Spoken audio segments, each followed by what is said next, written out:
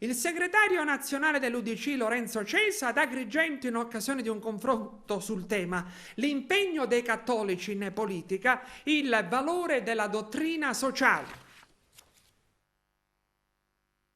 Un incontro per incontrare gli amici che qui in Sicilia lavorano e rappresentano e tengono in piedi il vessillo dello scudo crociato, quindi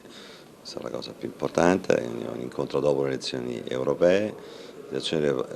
che hanno rafforzato fortemente il governo italiano e la posizione dell'Italia in Europa. Ecco, ora dobbiamo farci valere maggiormente a livello europeo, io penso che Giorgia Meloni lo faccia. L'autonomia differenziata è un fatto positivo, era nel programma di governo, lo abbiamo rispettato, lo abbiamo approvato, naturalmente per attuarla ci sono dei passaggi molto seri perché ogni regione deve chiedere al governo centrale quello che intende fare sulle materie che sono state ora delegate alle regioni e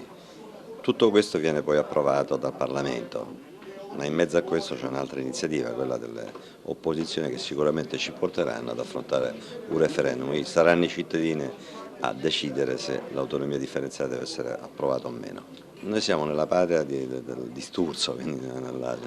regione dove Sturzo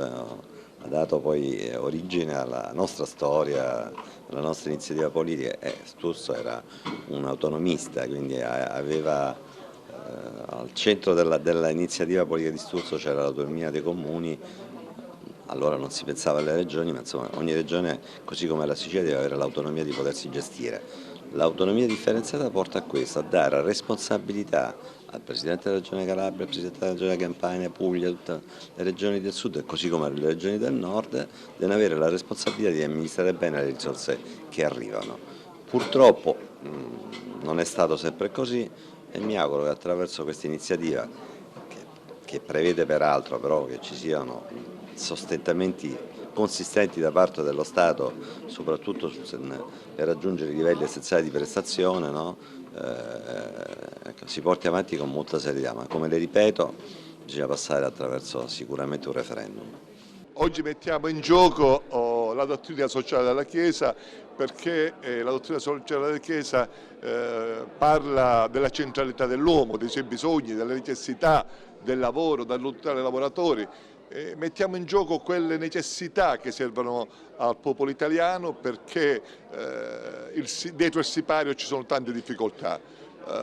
Molti politici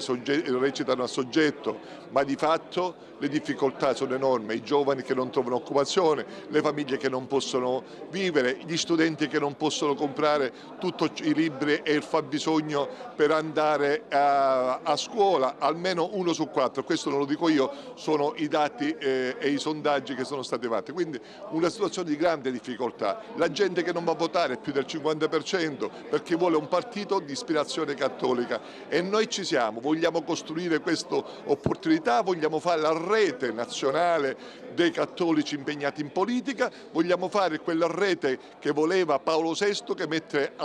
che Paolo VI sosteneva che la politica è la più alta forma di carità e noi vogliamo portare pace e serenità al Paese.